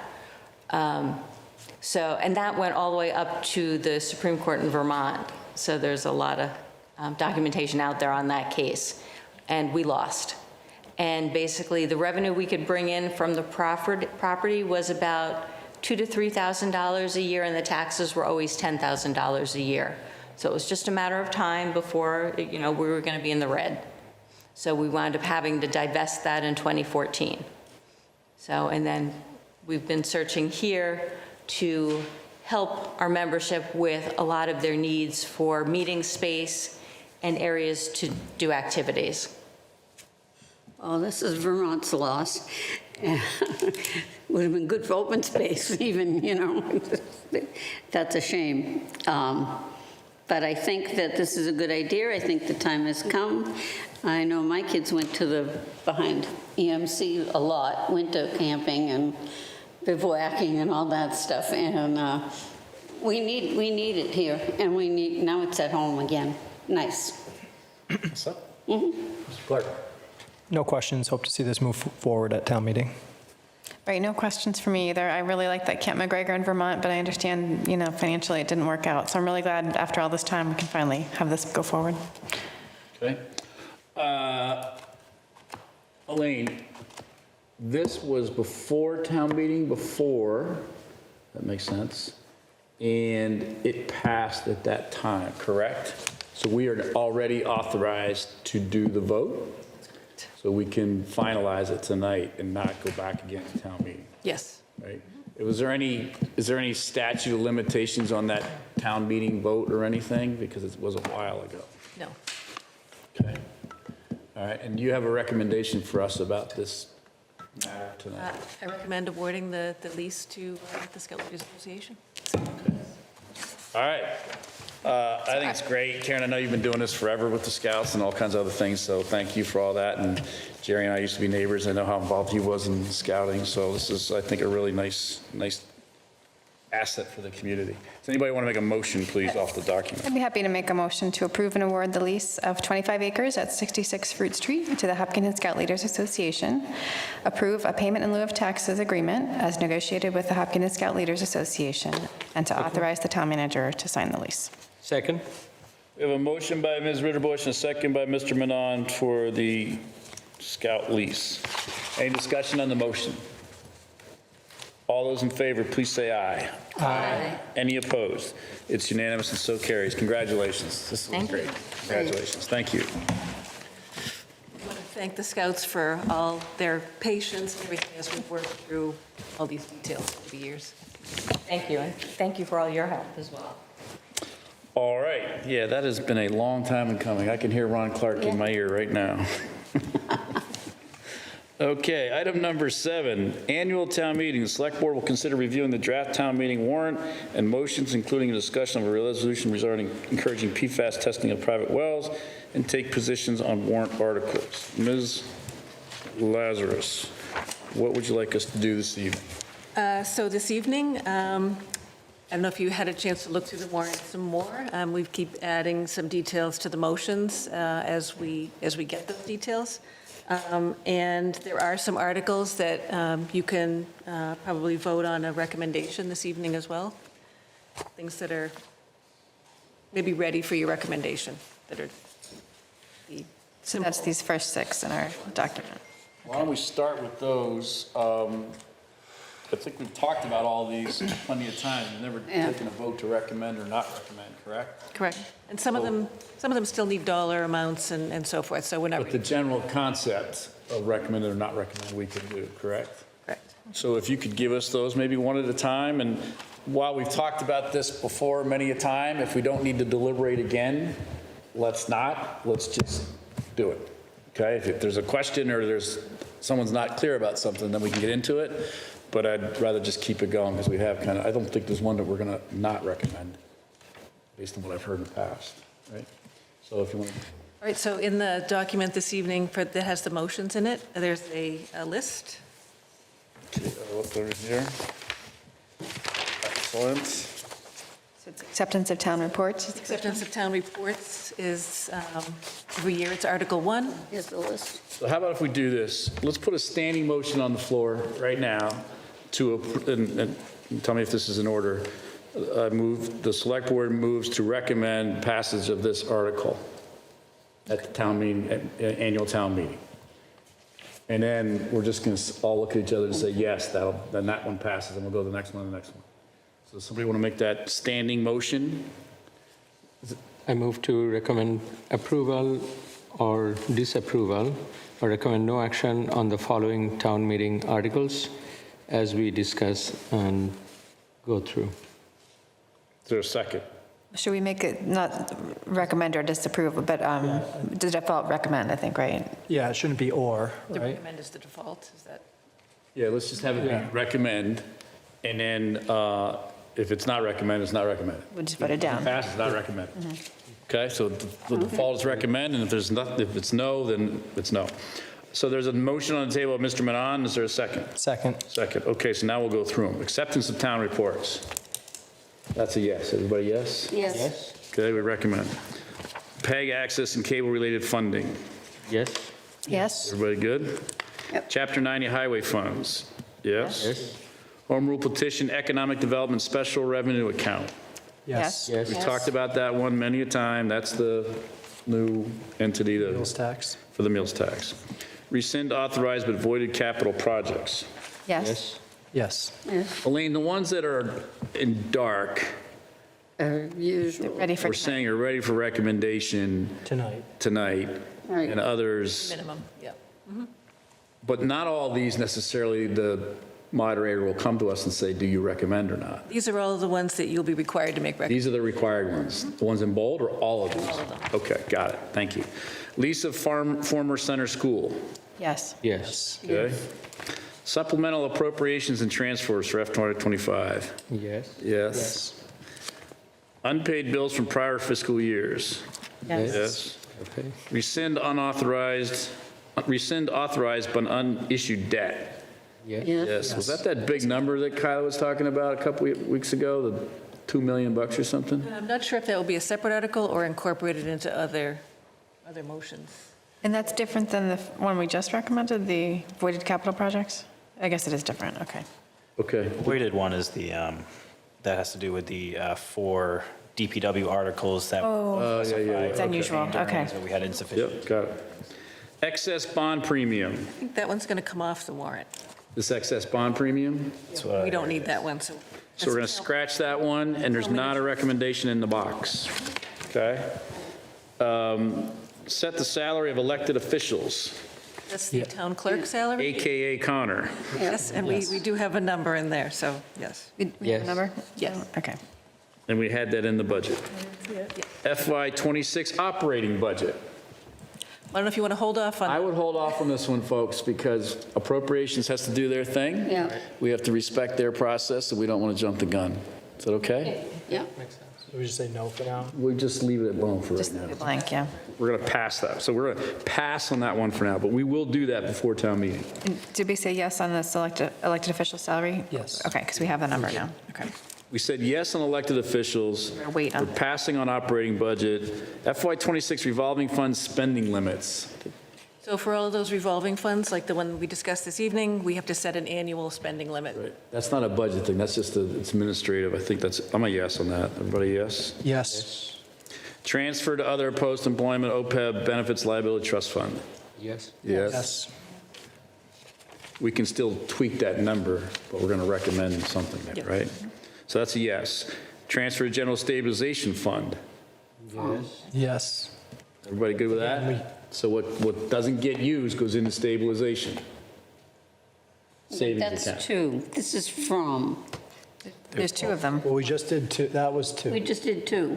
Yeah. Yeah, so we transfer to the stabilization fund excess funds. That's the right thing to do. That's the savings account, right? That's what gives us our crazy bond rating, crazy good bond rating.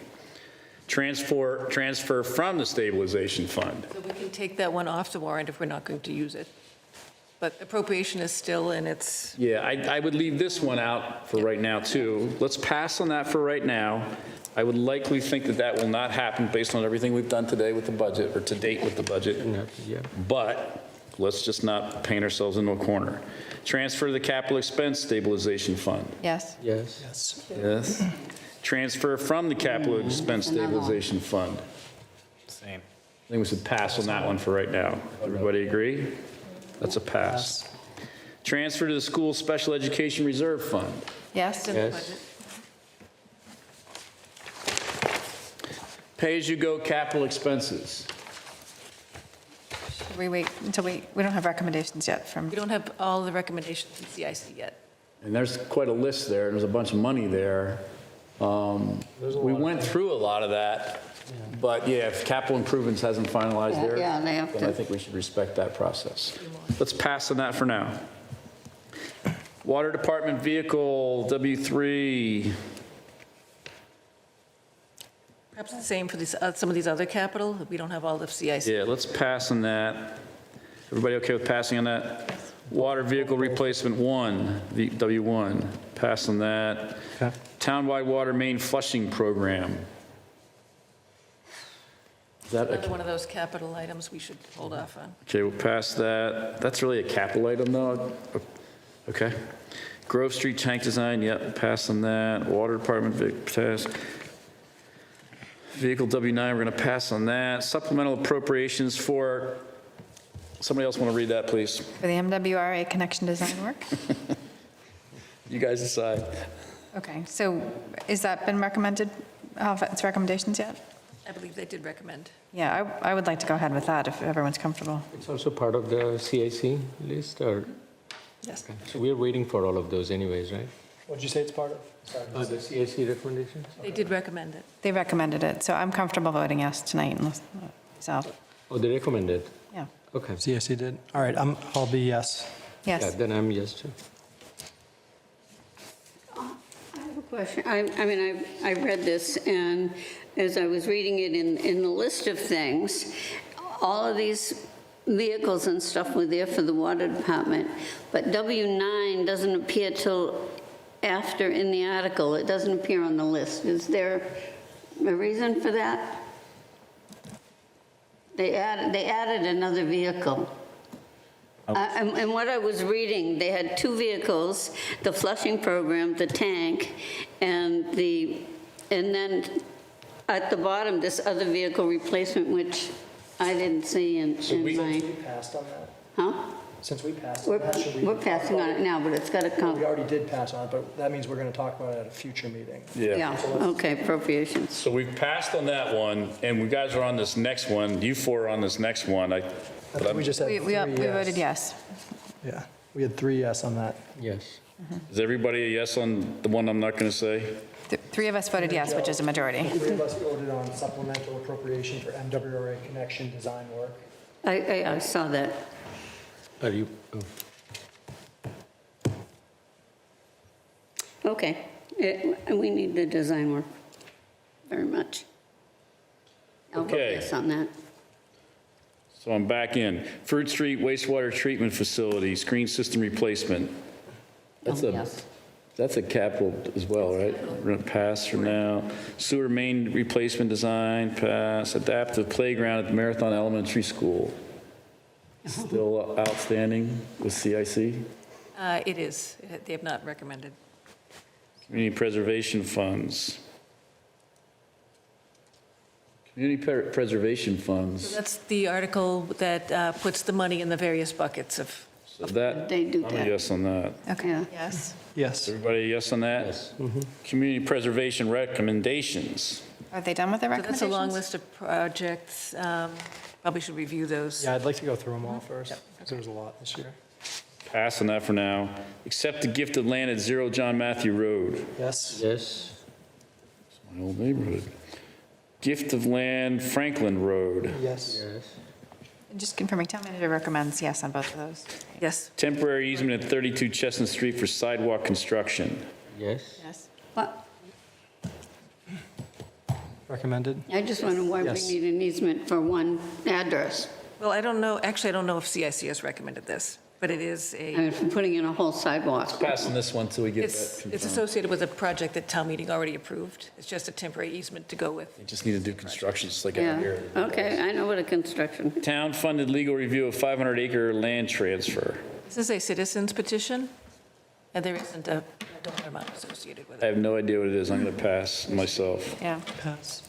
Okay, so with that, we had a standing motion to approve recommendation for a bunch of things that say yes on it. And the ones that we passed on, we have not either recommended or Waiting for a vote. voted against it. We just haven't done it yet. Does everybody agree? Yep. Yep. All right, so we'll close that for now. You good, Elaine? Yes. And I'll give you this, okay?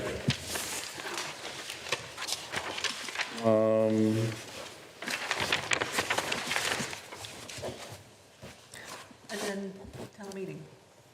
318. PFAS article. Maybe if you could give that to Elaine.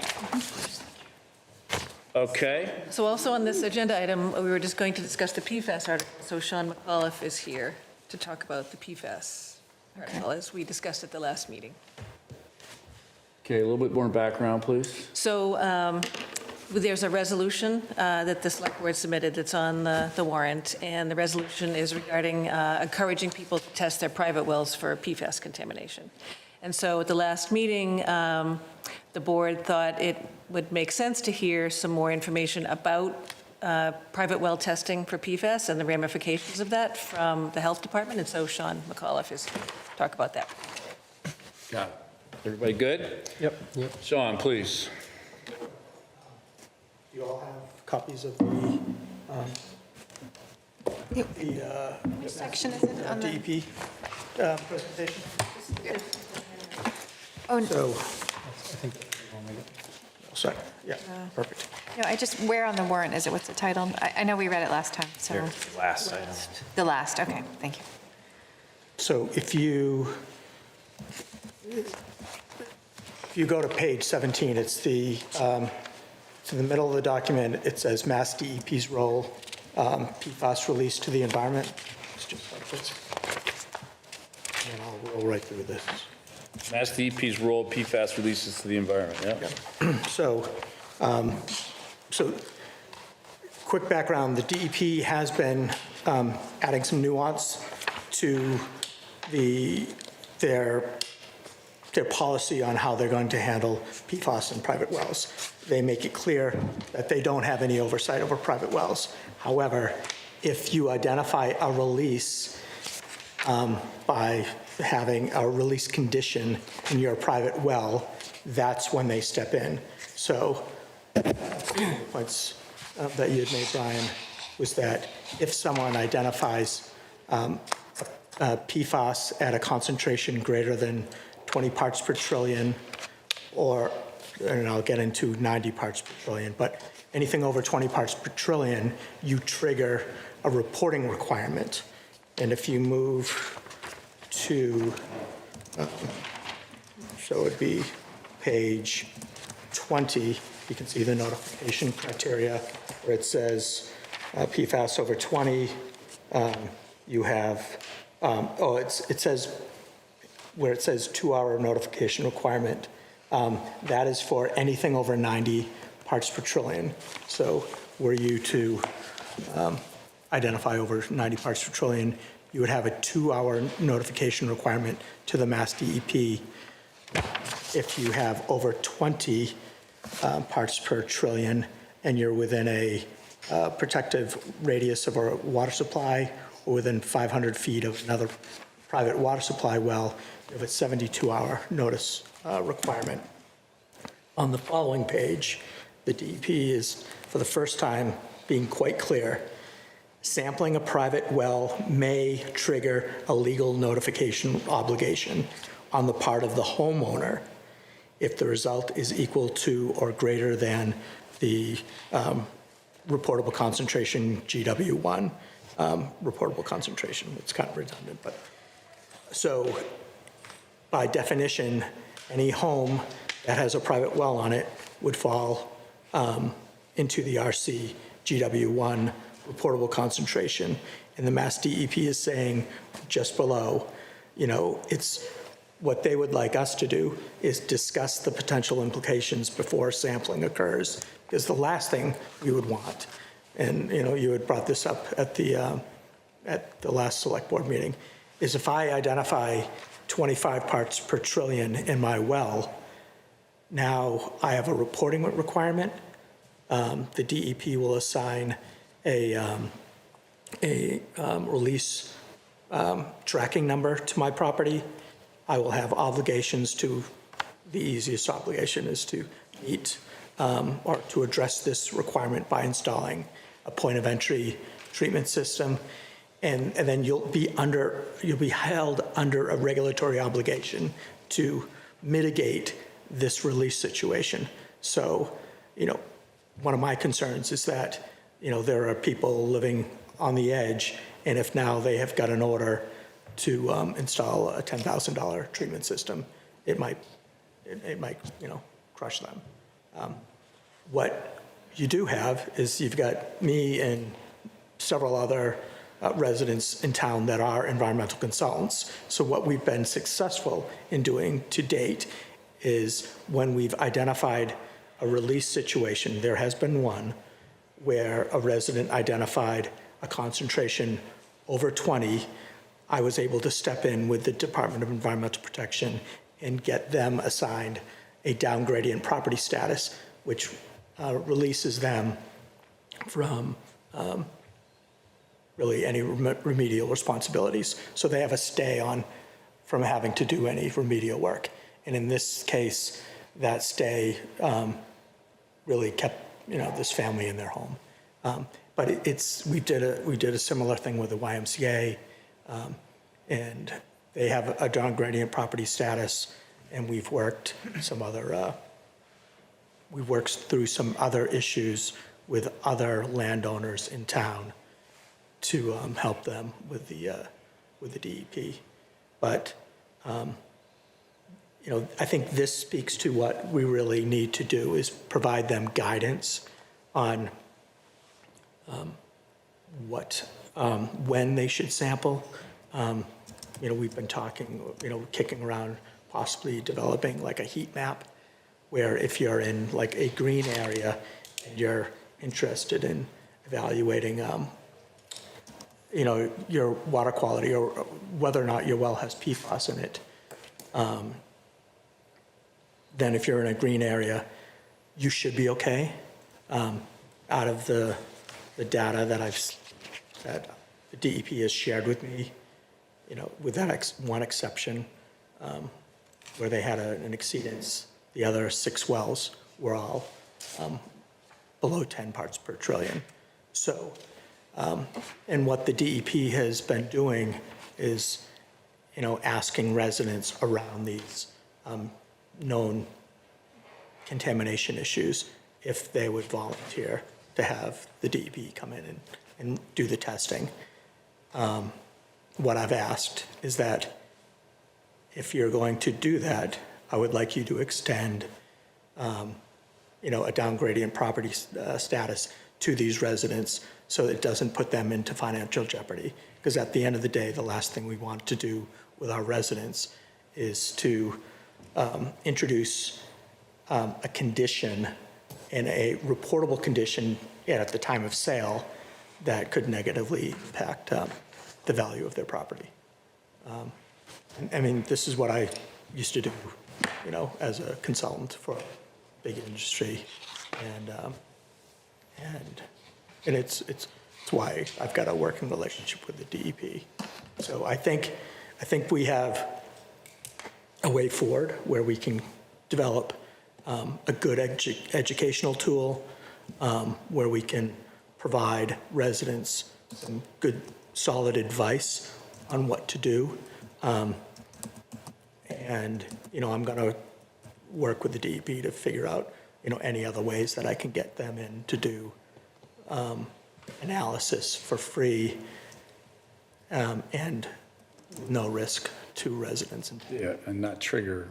Yeah, and they're clear to say, right at the bottom of that page. Let's back up, though. This is an article on town meetings warrant, correct? Correct. And what is the article question before town meeting?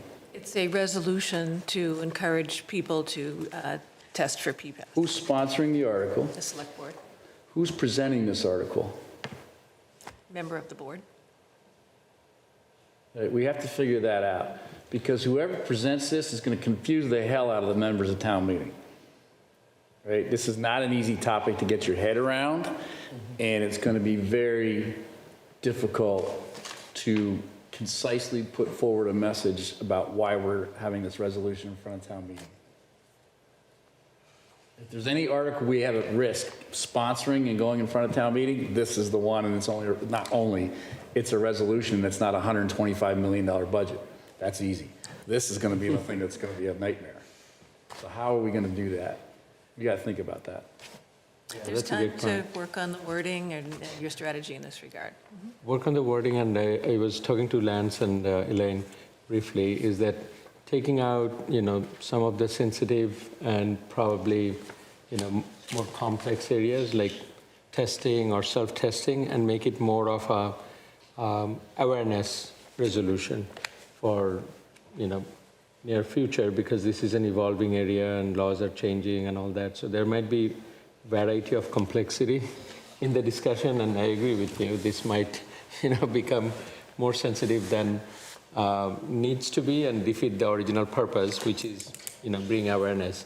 So let's see how we can verbally, and I would look for, all three of your advice and crafting. How can we take those out, make it, more of an awareness, simple awareness education with town support resolution, so at least everyone is aware that this is something to keep on their radar and start looking into, seeking help as needed, but no pressure, no complexity, no legal or real estate value related challenges. That would be my recommendation. Okay. Lance? Yes, sir. How well versed are you on this topic? Moderately. I've have involvement from the town engineer side. I also oversaw some health programs. I think Sean is probably more knowledgeable in certain aspects of this, but I do have some awareness. I think it'd be really good for the town to get to know you at town meetings a little bit. And I'm thinking you might be the person that would be really good with Sean standing up there, and maybe Mr. Manon kind of in there in the wings with you to present some of these ideas. If I could try to summarize right now, Shahidul, it seems like the general intent is, as the town is moving forward with trying to find a solution towards our PFAS problem as public water suppliers, we're dealing with it up front. We don't want to leave behind the other portion of our community that is on private wells. So this is more kind of acting, I think, in heart as an affirmation of support to those private well owners, saying, we haven't forgotten about you. We want to see how we can better equip you to make informed decisions about your own risk, about potential contamination in the community of PFAS. So how do we do that in a way that protects your liability but informs you and equips you? I mean, I've had a phone call from a resident asking about, he's a private well owner and, asking about PFAS in the community. And right now there's information everywhere, but it's hard for the average person to digest and pull it together in a meaningful way to assess their own personal risk. So if we can take that information as a town and put it in a more easily digestible, accessible way for your average resident to make a determination of what they want to do, I think that, it's a reasonable thing for us to do potentially. So, but par it down a little bit. That was really well said, Lance. Write it down. I think one of the first things we were talking about was we were going to consult with council to see if there was any liability to the town in doing this. Did we get that? Pared down what we have now Okay. to something that's legal. Perfect. It may not be advisable, but it's legal. Okay. Did they say that? Yeah. So I think we had talked about, just paring it down, something more gentle, with more awareness, advice. Then, I guess, and Sean, thank you again for walking through this, your whole point about, if someone comes over 20 parts per trillion, downgrading them so that they don't have to remediate, do you see that as a repeatable option? Like if, say, a bunch of people jump in the boat and do this testing and we got people popping up, do you see any concerns with that? As long as I can keep the DEP on my side. I mean, I've got a very good working relationship with them. I mean, I worked with them. You want to put the backs of the Hopkinton real estate market, or the real estate market on your back, Sean? Like, that's a big thing. It is a $5 billion number right now. I mean, I got here because I used to do this for the Egan family and Cruth Capital. That's what I did. That was my specialty. And what we did on the corporate side is, I developed, my job was to look at laws and figure out workarounds. So if Amy tested her well, or wanted her well tested. Say no well for me. What you could do, you could ask Joe to send the lab data in, and then the lab would run the analysis, report it to. That sounds like a conspiracy. But this is what we used to do, and then it removed the reporting. That's not what you're recommending. It created this whole. I was not recommending that. But this is the point: is that we created these schemes to help protect our corporations, and at the end of the day, I wouldn't want the civil, that kind of. That criminal risk, assigned to any people. So to your point, it is a very tricky topic. Yeah. I don't know that we want it dependent on one person interacting with DEP.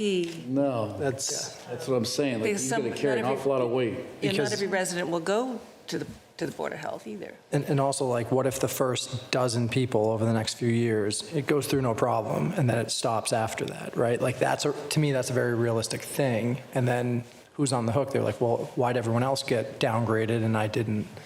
And you need to be, downgradient from a release site. So, there are sites, or there are areas in town where the DEP and I have agreed that the use of the downgradient property status was appropriate. I want to go back to the town council. They pared it down. And then what was the other thing they said at the end of that sentence? Well, I guess they're worried about the impact of adopting something that may mislead people. So the can of worms seems to be getting bigger as we sit here. I guess what I'm thinking, the items 1, 4, and 5 seem not very controversial. Encouraging testing, offering some town support, but the no legal disclosure requirements from the town and no legal obligation from the town, I think it's a little misleading. People might think, but there are state requirements for disclosure and remediation. And so I don't want them to read this and think, oh, there's no requirement, and then find out later that there is. And if you report to me and it's above 20. Then you have an obligation, yeah. But what's the gain for the community to put this before town meeting? Here we have 8 or 9 people in a room, we're thinking it through and talking calmly and civilly, and, you put it in front of town meeting and the microphones are open and all hell can break loose. And we have zero control over what happens in there. And what is the gain for the community by even doing this? Well, I think that the people on Wells feel heard and that we're listening to them. And I think Shagdul brought it up last time too. We don't want people to not test and maybe continue drinking their water that is contaminated. At least if they test, they could buy bottled water, or maybe there's a simple solution to their. I totally agree. Yeah. Every bit of that. Why does it have to go to town meeting? be a great project. Well, it's non-binding, so it doesn't have to. I'm just putting I'm fast forwarding to May 5th at 9 o'clock at night, and this article comes up, and all hell breaks loose, and everyone starts screaming at us, what the hell is this thing going on here? And we're gonna be there for 3 hours. The town's gonna get all energized, they're gonna get all confused, and what's gonna be the gain? Yeah, I agree on the noise, of course. I think the main gain is not in a negative way, but in a positive way to bring attention for everyone. That's the main gain. Well, there'll be But plenty of attention. If it goes the other way, then it again defeats the purpose. So something to think about too. I agree. It's just tough because obviously the intent is the right thing, right? You know, giving people comfort and testing and stuff. But when it's coming from the town, that comes as advice, and that advice comes with responsibility. And if we aren't, you know, rock solid on the advice that we're giving, it's concerning to me. And like, one of the things that there's another issue that hasn't been really discussed by the DEP. So I've been drinking MWRA water for over 30 years. And I know that I have 7.6 parts per billion in my blood. So if the 7.6 parts per billion didn't come from MWRA water, where did it come from? And that is... Your food, your clothes. So that is the major driver in the risk. So to me, water is, it's really on public health, the DEP, and other state agencies to really start talking about how the water isn't our true driver. It's really our food supply. Yeah, it's coming elsewhere. The warrant's closed, correct? So the only thing we could do right now is we either recommend the, the declaration, or what's the term? The resolution. Resolution, or we recommend to take no action. Or you can remove it still. We can still remove it. Yes. But, you know, maybe with the understanding that we can still, you know, promote, you know, what people should be doing, with public awareness, information for private well owners, continue with this because the problem's not going away. Right, but I don't think, that's my point. I totally agree with everything everyone's concerned about. Town meeting is not going to change that, and we're just going to create a storm at town meeting that's not going to, I don't see the gain. So is there another mechanism to accomplish, you know, what we want to accomplish, I guess, to make people feel heard and continue to provide resources? We can certainly invite, you know, a group of people to come speak with us at a select board meeting that are private well owners and their concerns about PFAS and what can the town do or not do about it. And we can have that dialogue here in a controlled environment where we can have, you know, stay focused on the issues that people want to talk about. That'll turn into a whole other thing over there. We'll be talking about real estate values more than anything else. I'm having a flashback, like a nightmare to Title V, when Title V first came out, and people couldn't afford it, and they had to do this, that, and the other thing, and the town loaned them the money when they sold the home, or they had to make payments, and we had to set it up, just like the sewer betterments. With Title V, we had to set it up like a betterment if people couldn't afford it, et cetera. And, you know, these people are on their own. There's nothing here, it's not a town thing like Title V was. We made people change to that. Yeah. And the sewer, you had to hook into the sewer for your 2,000, 3,000, 5,000, depending on what part you were. And we had to set up cards, and when people sold their property, that had to be paid first. And in the meantime, every year in their taxes, they paid a certain amount off. And I think we need to do more study on this. We need to know how many private wells there are that could be affected. And so how many people could we have to do something for and help out? And then some are going to be able to take it on themselves. Like a lot of people did their own Title V, which was great. But we don't know how much money it's going to cost to clean up the worst of these. It's going to vary by Until property. we know something like that, we really can't make a decision. I mean, but all we can do is put this out on our desk at town meeting and let people take it. So, am I the only one that sees this going in the wrong direction on a town meeting floor? Or does everyone else understand? I mean, I don't think we need an article. I think we just need information. I think at a minimum, you know, we've got time before town meeting, so we could always discuss it again, but I'm certainly not comfortable moving forward with it as an article right now. Could we wait till the next meeting, or should I don't know. Yeah, no, I was just thinking, Lance, do you want to take a crack at it, inoculate it the way we're discussing and make it more, resolution for awareness? Sure. And see how it looks. If we all think that is more, consumable and less or least controversial, we might go for it. Otherwise, I wouldn't, mind pulling it off either, because again, I don't want it to be a controversy that would defeat the purpose, right? Then we'll have to find other way to Yeah, I think it achieve would that. be a big distraction to what we're actually trying to accomplish, which is getting factual information out for people to understand. That's what I Town meeting said. is just not the place for factual information that people understand. I'm joking a little bit, but let's We just. put something out Yeah, on no, I the counter appreciate all and let the- them take it. It's not part of the town meeting. We could probably Yeah. have a handout. We could ask the moderator if we could have a little presentation at the beginning. Like, I remember when they were kind of gearing up to build the library, even though they didn't have a library article on the meeting warrant, they did come introduce the concept, so everybody was made aware and knew that it would be coming in future years. So I don't know if, it'd be the moderator's decision if we could have a That's a good idea, yeah. Why don't we do this? Let's table it for now. I think there's general consensus that there's concern about what might happen. And we may only hurt the cause, not help it. Let's table it for now and we'll come back to it. Okay, Elaine? John, thank you. Thank you guys for both being here and helping us. Thank you. Thanks for all the We research. want to be careful. Not an easy topic. Anything else, Elaine? I think that was it, right, for town meeting?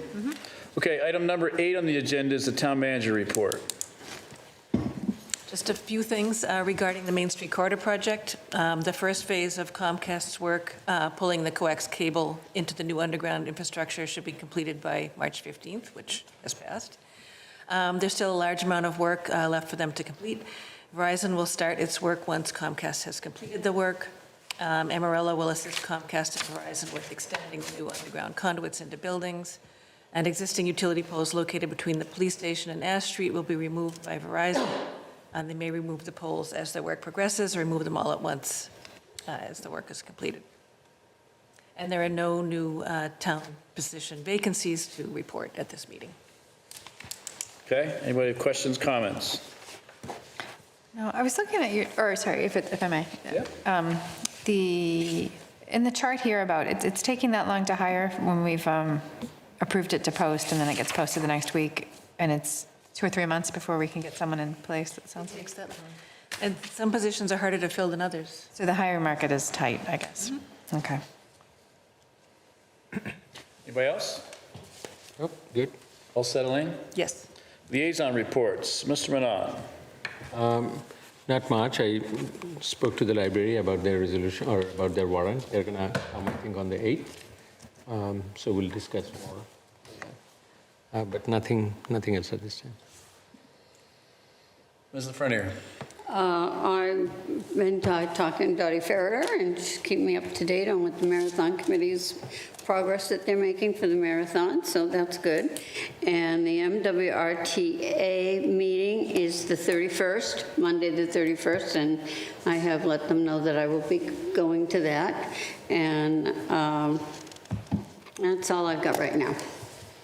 Mr. Clark? No updates right now. I attended the MAPC, I guess it was the spring meeting, to vote on their budget and meet the new staff that are coming on. And anyway, they need a quorum for every town, so I go on even though it's in the middle of the day. But anyway, but they voted their budget and moved forward. And then, let's see, and then Shagdale and I both attended some of the iftar dinners in town. We got invited to 3 of them this year. It was amazing. But anyway, it's very nice and welcoming, and it's nice to learn about the other cultures that we have in our new, and the new, I didn't go to the one at the new mosque because it was a night I couldn't make it, but it's really nice to meet our new residents. And Property owners. Okay. Future board agenda items, item number 10 in the agenda. I think I'm gonna have to get glasses. I'm starting to get closer to this paper every week. We've ticked off several of these. Some of these are still hanging here because they're not quite done, and we know certain reasons why. We added one, I think, last week or 2 weeks ago to talk about a process to change speed limits that we'll try and get to here soon, because I know it's on a lot of folks' minds. Are there any others that people would want to add to future board agenda items? Yeah, we discussed this tonight, that we should select a new select board liaison for the IMA agreement with Southborough, since our chair cannot do that anymore. Select board liaison for that entity, okay? Got it? Anything else? Should we ask the police department to give us their impression on changing the speed limits, what they think they should be? As part of that process, we would, sure. As part of the process, okay. Yeah, and they'll have an opinion on it, I know. Uh-huh. I went down this path before, years ago. Anyone else? Can we remove the water sewer board update there? We did that tonight. Yeah. Yes, I mean, we have ticked some stuff off. Yeah. We'll take those off and get some other things on. All right. With that, that concludes our agenda for this evening. The chair will entertain a motion to adjourn. Mr. Chair, I move to adjourn the meeting. Second. All those in favor, please say aye. Aye. Any opposed? It's unanimous, so carries. Thank you all. Have a good night. Thank you.